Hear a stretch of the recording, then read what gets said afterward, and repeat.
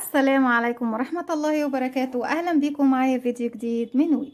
فيديو النهاردة إن شاء الله هشرح فيه معاكم طريقة عمل زهرة أو وردة سهلة وبسيطة لتزيين الملابس والمفروشات.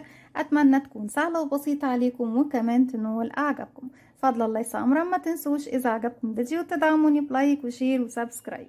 بسم الله الرحمن الرحيم. بنشتغل فيها بخيط صوف وخيط قطن بأي نوع خيط احنا حابينه.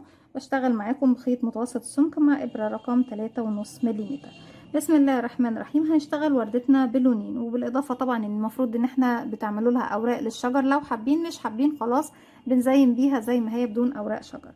بنستخدم اللون الاصفر واللون الفوشيا او البينك دوت. ممكن تستخدمي البينك الفاتح البامبي، تستخدمي الاحمر الاخضر الاورنج، اي لون انت حباه للزهور نفسها مفيش اي مشكله. قلب الزهره ممكن نستخدمه بالاصفر او بالبني او بالاسود زي ما احنا عاوزين برضه. ببتدي اسيب مسافة بسيطة من الخيط، على 2 من الاصابع ابتدي اكون دائرة سحرية، بلف الخيط بالشكل ده واجي للامام، بجيب الخيط عكس بعضه وارجع تاني للخلف. هلف ايدي الناحية التانية وبنزل تحت الحلقة الاولى، كده تكون عندي حلقتين. بنزل تحت الحلقة الاولى واسحب الحلقة التانية من تحتها والف ايدي واحدة واحدة خرج الخيط من على ايدي. تأكد ان طرفين الخيط داخل الدائرة السحرية. طرف خيط البداية طبعا انا مش بهمله، بحافظ عليه عشان يقفل الدائرة السحرية في النهاية، لكن انا مش بستخدمه في الشغل، لكن لازم ناخد بالنا منه. وبعد كده ببتدي ارفع خيط متصل بالشلة زي ما احنا شايفين وابتدي اشتغل. علشان اشتغل داخل الدائرة لازم اقفلها. ازاي بقفلها؟ بيكون عندي على الابرة حلقة، بلف الخيط واخرج منها، بكده بكون اشتغلت سلسلة واحدة زي ما احنا شايفين. السلسلة دي بعتبرها هي اللي قفلت لي الدائرة السحرية، وفي نفس الوقت بعتبرها ارتفاع اول غرزة وهي غرزة الحشو. وداخل الدائرة اللي كوناها ببتدي اشتغل 6 غرزة حشو. ازاي بنشتغل غرزة الحشو؟ بيكون عندي على الابرة حلقة، بدون ما الف الخيط بنزل على طول داخل الدائرة، اسحب الخيط واخرج معايا كده حلقتين، هسحب الخيط واخرج منهم 1 2. يبقى كده 1 غرزة حشو. لو حاسة ان الدائرة واسعة شوية شدي خيط البداية، ضيقي مركز او سنتر الدائرة زي ما انت حابة. 2 3 4 5 6. طب يا بنات، عاوزة اقول لكم على حاجة ومعلومة مهمة قوي. ازاي اتحكم في عدد اوراق الزهرة نفسها؟ يعني انا مثلا لو عايزة اعمل الزهرة بتاعتي او الوردة بتاعتي بعدد اوراق مثلا 8 اوراق، هشتغل في السطر الاول 4 غرزة حشو، والسطر التاني هبتدي اعمل تزايد على كل الغرز، هيكون عندي 8 غرزة حشو، بحيث يكون عندي كل غرزة هنشتغل فوقيها ايه؟ ورقة زهرة، ورقة من اوراق الزهرة. طيب انا عاوزة اشتغل الوردة من 12 ورقة، هشتغل 6 غرزة حشو، والسطر اللي بعده التزايد على كل الغرز، هيكون معايا 12 غرزة في النهاية. هشتغل على كل غرزة منهم ورقة من أوراق الزهرة. وبالتالي نقدر نتحكم في عدد الأوراق اللي احنا بنشتغلها. تشتغلي 6 أوراق، تشتغلي 10 أوراق، تشتغلي 12، تشتغلي 8، زي ما انت عاوزة. كده 1 2 3 4 5 6. ابتدي بقى خيط البداية بقفله، بشده كده خالص، بقفل ايه؟ مركز الدائرة. هروح لأول غرزة اشتغلتها، بدخل تحت حرف الفي ليها الضلعين فرونت لوب والباك لوب، واضيف معايا كمان خيط البداية واقفل بغرزة منزلقة سليب ستيتش. طيب بعد كده هنبتدي السطر اللي جاي انكريز تزايد على كل الغرز، برتفع سلسلة وبشتغل فوق كل غرزة مرتين. اول غرزة كده 1، كمان مرة 2، تاني غرزة 1 2، تالت غرزة 1 2، رقم 4 1 2، رقم 5 1 2، رقم 6 1 2. في النهاية طبعا بكون خلصت الشغل بتاعي زي ما احنا شايفين. بروح لأول غرزة اشتغلتها ومعايا كمان خيط البداية، وابتدي اسحب الخيط واخرج من تحتهم، من تحت الحلقة الموجودة عندي على الإبرة. طيب بسيب مسافة من الخيط وابتدي اقص الخيط، مش مسافة كبيرة لان انا كده كده مش محتاجة اشتغل بإبرة التنظيف. انا كده كده وانا شغالة حقيقة هنضف الخيوط بتاعتي وانا شغالة. وابتدي اسحب الخيط ده من الحلقة واسحب بالشكل ده. الخيوط دي كلها واحنا شغالين هنبتدي ايه؟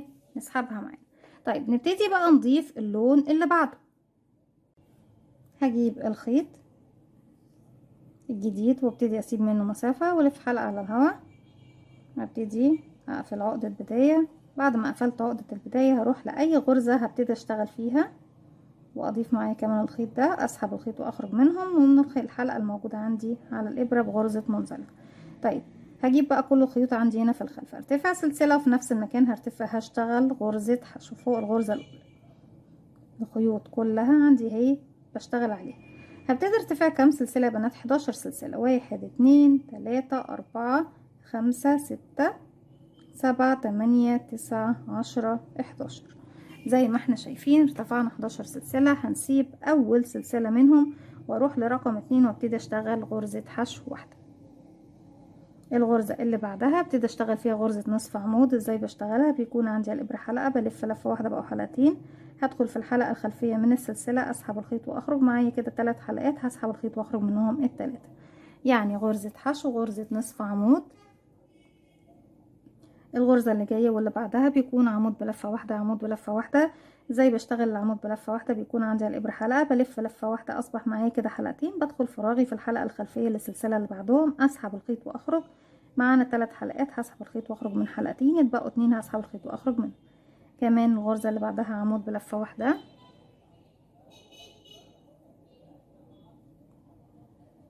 3 غرز فيهم عمود ب2 لفة. ازاي بشتغله؟ بيكون عندي على الابرة حلقة، بلف بقى 1 2، هدخل فراغي، اسحب الخيط واخرج. معانا 4 حلقات، بسحب من حلقتين بقوا 3، هسحب من حلقتين بقوا 2، هلف خيط واخرج منهم، يبقى كده 3 مرات. كمان عمود ب2 لفة في الفراغ اللي بعده،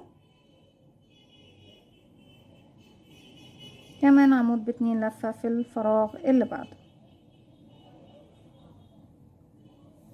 بعد كده عمود بلفة واحدة،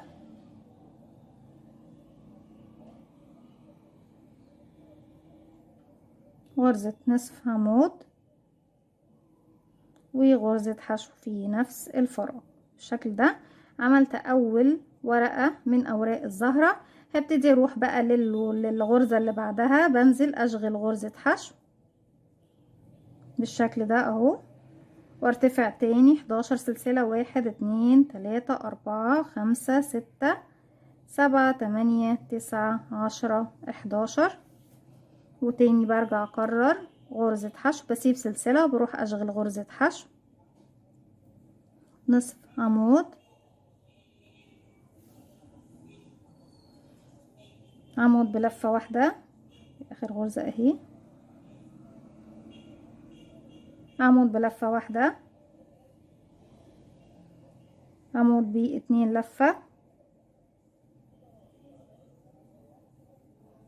عمود ب2 لفة،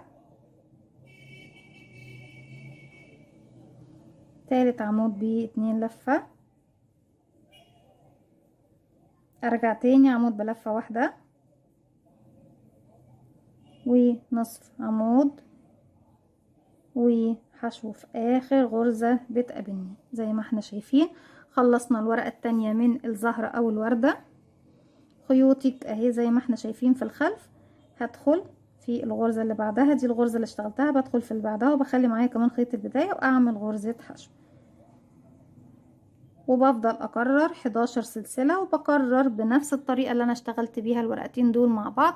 نفس الطريقة هي بكررها لغاية ما اوصل ل 12 ورقة من الزهرة. هكمل وارجع لكم نشوف وردتنا مع بعض شكلها ايه. رجعت لكم تاني، وزي ما احنا شايفين كده بنكون خلصنا خلاص ال 12 ورقة للوردة. وفي النهاية بقى في اول غرزة اشتغلتها بغرزة منزلقة.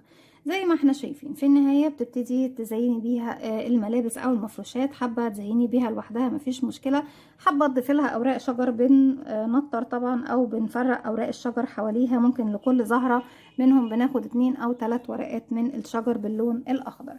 بكده بكون وصلت لنهاية الفيديو بتاعنا النهاردة او فكرتنا النهاردة. اتمنى تكون فكرة سهلة وبسيطة وكمان تنول اعجابكم. فضل الله ليس امرا، ما تنسوش اذا عجبكم الفيديو تدعموني بلايك وشير وسبسكرايب، واستنوني في فيديو جديد من وي. تنسوش كمان تفعلوا زرار الجرس يوصلكم مني كل جديد. السلام عليكم ورحمة الله وبركاته.